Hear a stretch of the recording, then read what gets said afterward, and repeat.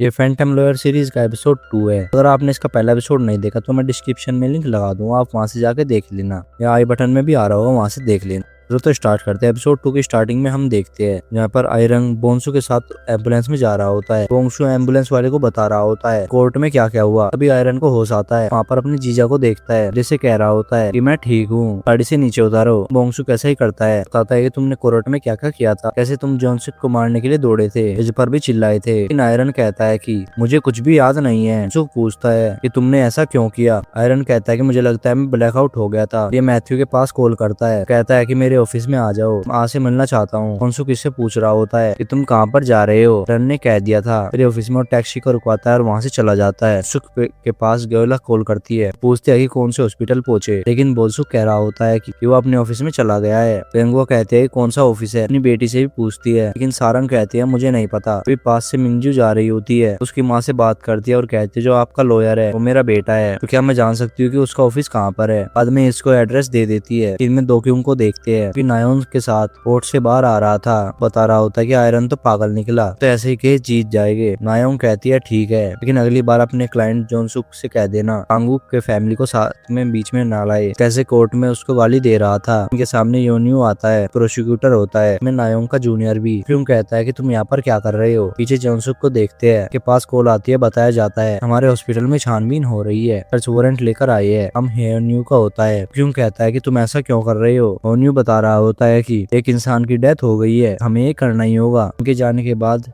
दोक्यू अपने सेक्रेटरी से बात करता है और कहता है जो मैंने करने के लिए कहा था क्या तुमने किया। बाद में सेक्रेटरी एक न्यूज की हेडलाइन को दिखा रहा होता है। यहाँ पर बताया गया था कि कांकू और उसकी टीम ने जॉब पर हमला कर दिया था। ये हॉस्पिटल में आए थे। मैथ्यू ऑफिस में पहले से होता है। आयरन यहाँ पर आ जाता है। मैथ्यू पूछता है कि क्या हुआ।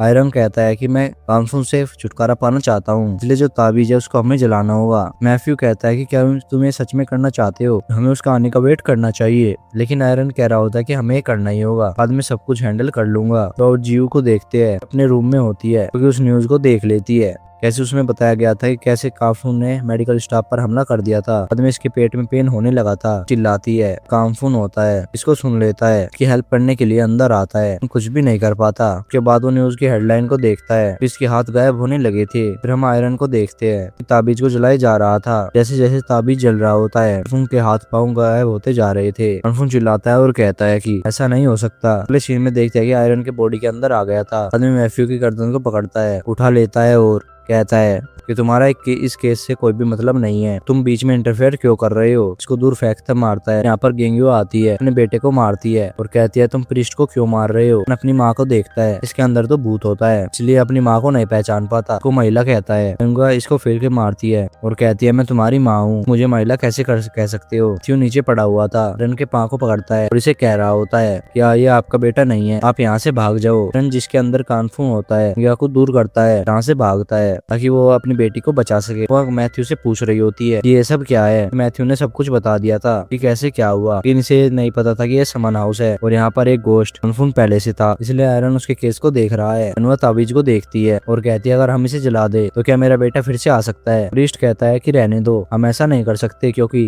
कानफून अभी उसकी बॉडी के अंदर है, हमें नहीं पता कि ऐसा करने पर क्या होगा। कानफून को देखते हैं, पानी में से जा रहा होता है। जैसे पानी के अंदर आता है उसकी सोल आयरन से दूर हो जाती है। अपने आप को देखता है और कहता है कि मैं यहाँ पर क्या कर रहा हूँ। पानी से बाहर आता है, पास में कांगफू को देखता है और चिल्लाता है और कह रहा होता है कि मैं अब तुम्हारी एक भी बात नहीं मानूंगा, तुम यहाँ से चले जाओ। लेकिन ये घुटने के बल बैठ जाता है, बताता है कि जो बीमार है उसने मेरी न्यूज देख ली थी और वो सदमे में चली गई, के पेट में पेन हो रहा है, प्लीज उसकी हेल्प कर दो। आयरन चिल्लाता है और कहता है कि तुम पहले नहीं बता सकते थे क्या। जियो के घर पे पास आता है, वो पासवर्ड बता देता है, वो अंदर आता है, जियो को देखता है, उठा लेता है, वो बाहर आ गया था। उसके बाद हम यहाँ पर नायोंग को भी देखते हैं, जियो से मिलने के लिए आ रही थी, सामने आयरन को देखती है। आयरन इसके पास आता है और कहता है क्या तुम गाड़ी लेकर यहाँ पर आई हो। उसके बाद नायोन उसे हॉस्पिटल के अंदर ले आती है और इनको जाते हुए देखते हैं और यहाँ पर ये सीन याद करती है मेरे साथ भी पहले ऐसा ही कुछ हुआ था। लास्ट के सीन को देखते हैं जहाँ पर नायोन हॉस्पिटल में होती है, मे भी इसकी बहन होती है, क्योंकि अंदर ले जा रहे थे। जियो की जांच की जाती है, वो ठीक होती है। मिंजू भी यहाँ पर भाग कर आती है, अपनी बेटी से मिलती है और बाद में आयरन से बात करती है। आयरन कहता है आपको बताना होगा कि पास्ट में क्या हुआ था, जैसे तुम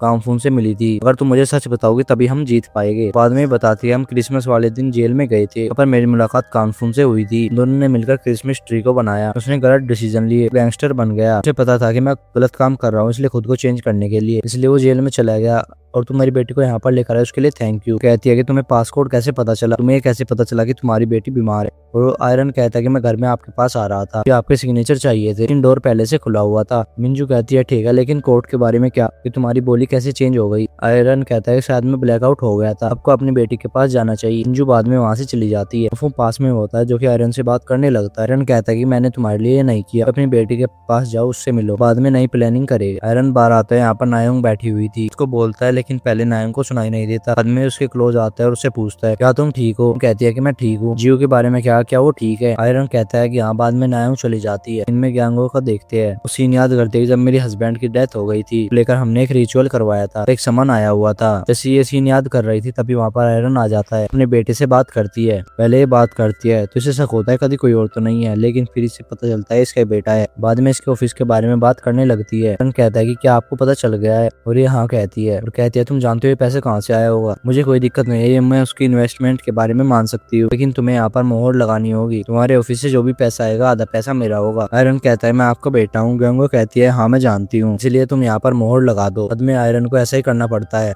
ग्यांगो साथ में कहते हैं तुम्हारी एक नई गाड़ी भी है। आयरन को लगता है गाड़ी अच्छी होगी, लेकिन जब देखता है ये एक ट्रक होता है और यहाँ पर गाड़ी के अंदर आ गया था। अचानक से पीछे कानफुंग आ जाता है, इसको देखकर डर जाता है और चिल्लाता है कि तुम यहाँ पर अचानक से कैसे आ गए। मैं डर गया। कानफुंग कहता है तुम कैसे हो, तुम ठीक तो हो, और तुम जानते हो ना मैं नोक नहीं कर सकता हूँ। तो पूछता है वैसे हम आगे क्या करने वाले हैं, जब तक हमें जीसू को नहीं मिल जाती हम केस नहीं जीत सकते। आयरन कह रहा होता है कि मुझे पहले ही मिल चुकी है। वो फिर सीन याद करता है जब वो कानफुंग को बता रहा होता है तलाकशुदा औरत है, अपने बच्चे के साथ रहती है। जॉन सोक ने उसका मुंह बंद करने के लिए पैसे दे दिए है, वो मान भी गई थी। जिनसुक के पास आया हुआ था, गवाही देने के लिए कह रहा होता है, और वो साफ मना कर देती है और कहती है अगर कोई भी महिला होती तो अपने बच्चे के लिए ऐसा ही करती। आयरन कहता है हाँ मैं समझता हूँ, मेरे साथ भी कुछ ऐसा ही हुआ था। और बाद में सीन को याद करता है, उसे बताता है जब आयरन क्लास में आया था कि बच्चों ने गंदे कमेंट किए हुए है, मेरे डेस्क और बोर्ड पे लिखा हुआ है मेरा पिता कैसा इंसान था, वो एक अपराधी था, ऐसा झूठ बोला करता था, और अपराधी का बेटा अपराधी होगा। और आयरन कहता है आपके बेटे के बारे में भी ऐसी बातें कही जा सकती है, तुम्हारी माँ ने एक अपराधी का साथ दिया था। लेकिन जिनसु कहती है ऐसा नहीं होगा क्योंकि मेरा बेटा छोटा है। आयरन कहता है ठीक है, लेकिन फिर दूसरे बच्चे के बारे में क्या। कहती है कि एक आदमी की डेथ हो गई है, लेकिन दूसरे आदमी की डेथ होने वाली है, जो है कांगफुंग की बेटी ने उसे पहले भी देखा होगा। तो ये सीन याद करती है। कांगफुंग सर्जरी करवाने के लिए हॉस्पिटल में आता है, उसकी फैमिली साथ में थी, उसकी बेटी भी। जियो के पिता की डेथ हो गई थी, तो उस वजह से वो सदमे में चली गई है, वो कैद हो गई है, वो अपने रूम के अंदर ही है, तो खाना पीना भी नहीं खा रही है।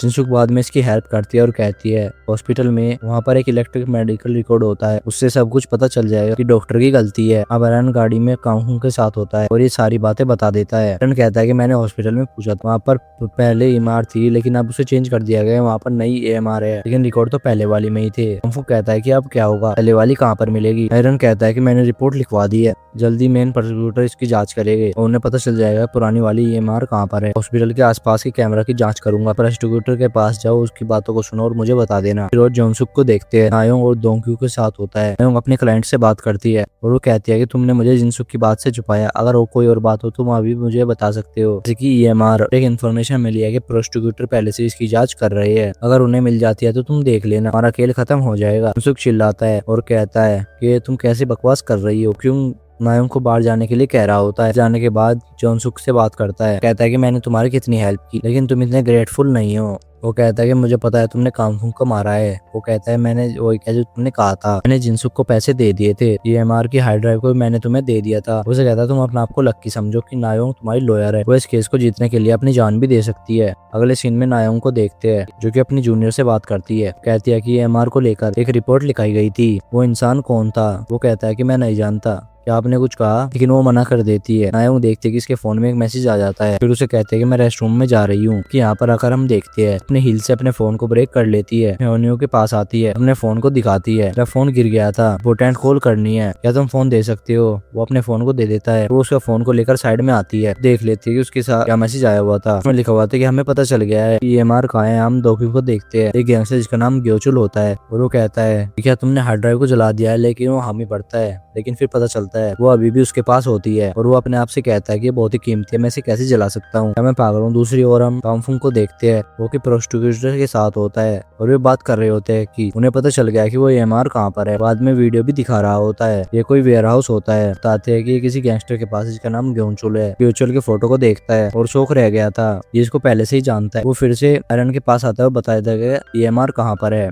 हालांकि बोनसुक गाड़ी में बैठा लेता है। अगर हम जिस चीज को ढूंढने के लिए जा रहे हैं पर ये साइन होगा तुम हमारी हेल्प कर पाओगे। बोनसुक कहता है ठीक है मैं इस काम में वायर हूँ। अगले सीन में तीनों वेयर हाउस के पास आते हैं। वहाँ पर आयरन एक रोड को लेता है, उसको तोड़ने जा रहा था। उसे बताया था कि वो उसका बॉस हुआ करता था और वो कहता है कि इसका मतलब ये है कि वो गैंगस्टर है। तुम मुझे अभी ये बात क्यों बता रहे हो? मैं ये बात मुझे पहले बतानी चाहिए थी। अभी लॉक ब्रेक हो जाता है और वो बीप होने लगती है और आदमी इनके पास हथियार लेकर आ जाते हैं। वेयर हाउस के डोर को ओपन करते हैं और अपने आप को यहाँ पर लॉक कर लेते हैं। गैंगस्टर डोर को पुश करके ओपन करने लगते हैं लेकिन वो कुछ भी नहीं कर पाते। ये अंदर से और भी चीजें ले आते हैं और गेट पर लगा देते हैं। बोनसुक आयरन से कहता है कि मैं अंदर EMR देखने के लिए जा रहा हूँ। बहुत ज्यादा जांच करता है और फिर बाद में उसके आखिरी में दिख ही जाता है। तो कहता है कि मुझे ये मिल गई है। यहाँ पर गीचुल भी यहाँ पर आ जाता है। तो तभी वहाँ पर देखते हैं कि जगह को और यहाँ पर आ गए थे और यहाँ से बाहर निकल जाते हैं। तभी वहाँ पर बाहर आकर देखते हैं यहाँ पर नायोन होती है। फिर गीचुल से बात करती है, अपनी फेक आईडी को दिखाती है जो कि नायोन का होता है। वो बताती है कि मैं एक प्रोस्टिट्यूटर हूँ, लेकिन इसकी बात पर बिलीव नहीं करते। मैं गीचुल की हिस्ट्री को बताती है कि तुम कौन हो, तुम्हारा नाम क्या है, कब जन्म हुआ था, तुम्हारे पेरेंट्स कौन है और तुमने कौन कौन से गंदे काम किए हैं। गीचुल को लगता है कि सच में एक प्रोस्टिट्यूटर है। वो कहता है कि ठीक है तुम अंदर आ जाओ और तुम जांच करो।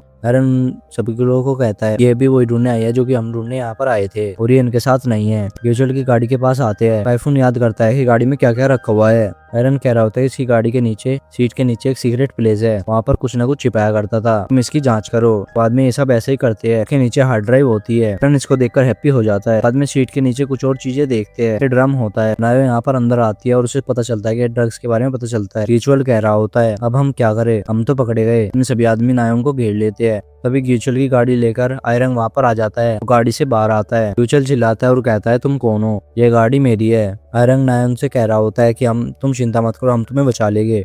और वो उसे कहता है कि तुम एक प्रोस्टिट्यूटर नहीं हो, तुम झूठ बोल रही थी। और वो उन्हें कह रहा होता है कि जाकर उसको मारो। हम आयरन के पास आते हैं। आयरन कुछ भी नहीं कर पाता। सीन में देखते हैं कि इन तीनों को बांधा हुआ था। रिचुअल चिल्लाता है और कहता है कि मैं पहले किसको मारूं। नायन की तरफ देखते हैं और कहते हैं कि तुमने हमें बेवकूफ बनाया, तो सबसे पहले तुम्हें मारते हैं। उसे मारने जा रहा था, बीच में आयरन आता है, ऐसा नहीं करने देता और कहता है कि मैं पहले आया था तो पहले मुझको मारो। और फिर हम कांफुंग को देखते हैं जो कि बाहर आसमान में देख रहा होता है और कहता है एक बार सिर्फ मेरी एक बार हेल्प कर दो। चल ने एंजॉय करने के लिए एक सॉन्ग लगा दिया था और फिर वो याद करता है कि जी ये सॉन्ग तो वही है जब वो हमें पनिश किया करता था, हमें मारा करता था और उस टाइम ये गाना बजाया करता था। हम बहुत ही गुस्से में थे। कांफुंग बहुत ही ज्यादा गुस्से में आ जाता है और आयरन की बॉडी पर कब्जा कर लेता है। आयरन को मारने जा रहे थे तभी वो उसका रोड पकड़ता है और उस आदमी को दूर फेंकता है। और नायन उससे पूछते है तुम कौन हो। उसने कह देता है मैं गैंगस्टर कांफुंग हूँ। नायन कहती है तुम ऐसा नहीं करना चाहिए, तुम यह कैसी एक्टिंग कर रही हो, उनके पास गन भी है, ये गैंगस्टर है। रन इसको देखता है और कहता है माय डियर तुम चिंता मत करो, मैं तुम्हें बचा लूंगा। हम देखते हैं इनकी काफी लंबी फाइट चलती है। रन सभी से फाइट करता है, इन्हें हराता है और गैचल के पास आता है, इसको लात मारता है, दूर जाकर गिरता है। तभी ऊपर कुछ पानी होता है, एक बूंद आयरन के ऊपर गिरती है, अपनी नॉर्मल फॉर्म में आ जाता है। इसको देखने के लिए आती है और पूछता है क्या तुम ठीक हो। रिप्लाई नहीं करता और जब इसकी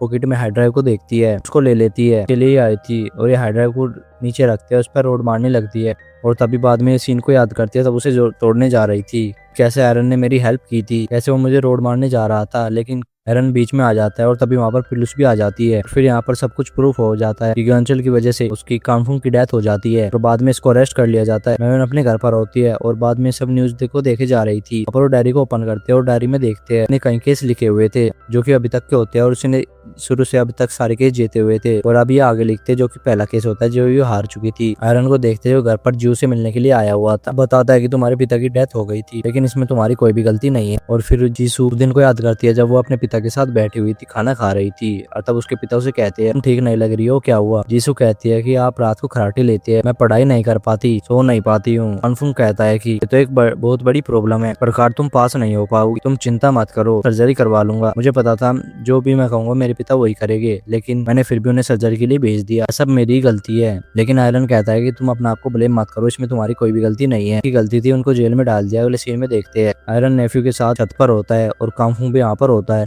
आयरन कह रहा होता है कि हम ताबीज को नहीं जलाएंगे, आप हमारे साथ रह सकते हो। कांफुंग कहता है कि मैं ऐसा नहीं कर सकता क्योंकि मेरी जगह यहाँ पर नहीं है, मुझे जाना ही होगा, तुमने मेरे लिए बहुत कुछ किया है और उसके लिए थैंक यू। आयरन कहता है ठीक है। आयरन कहता है मैं बहुत ही ज्यादा हैप्पी था और फिर बाद में वो ताबीज को जला देता है और फिर वहाँ पर उसकी माँ आ जाती है। फिर वहाँ पर आ जाता है और वो पूछती है मेरे बेटे के बारे में क्या। फिर ने कह देता है कि अब वो ठीक है। वो अंदर आती है और अपने बेटे को खाना देती है। आयरन उसके बारे में बात करता है कि जब उसको हॉस्पिटल ले जा रहे थे वो कुछ कहना चाहता है, अगर सच में कुछ ऐसा है हम उससे मिल सकते हैं। उसकी माँ कहती है अगर ऐसा हो सकता तो अच्छी बात है और वैसे भी मुझे तुम्हारे लिए तुम्हारे पिता से कई क्वेश्चन है। सीन में ट्रेनी को देखते हैं, डांस कर रही होती है और वो बाद में स्माइल करती है। और फिर अगले सीन में देखते हैं, वो एक स्कूल स्टूडेंट होती है, ये छत पर थी, लेकिन ये छत पर थी और इसका धक्का दे दिया जाता है और उसकी मौत हो जाती है। आयरन अपने ऑफिस के बाहर होता है, दोस्त ना आए। आयरन कह रहा होता है कि अब मैंने यहाँ पर नई शुरुआत करूंगा। सीन में ट्रेनी को देखते हैं, जो कि अंदर होती है। वहाँ पर अंदर आता है और पूछता है तुम कौन हो। ट्रेनी इसको देखकर स्माइल करती है और कहते हैं क्या तुम मुझे देख सकते हो। आयरन इसे फिर गौर से देखता है, ये हवा में होती है, ये पाँव नीचे टच नहीं कर रहे थे। उनको पता चल जाता है कि ये घोस्ट होती है, वो नीचे गिर जाता है। कहता है कि ये सब मेरे साथ ही क्यों होता है। इसके साथ यहीं पर एपिसोड खत्म होता है। अगर आपको वीडियो अच्छी लगी हो तो वीडियो को एक लाइक जरूर से कर देना। और हाँ, इसका पहला एपिसोड नहीं देखा तो डिस्क्रिप्शन में लिंक लगा दूंगा, वहां से देख लेना। चलो तो मिलता है अगले एपिसोड के साथ। Bye bye.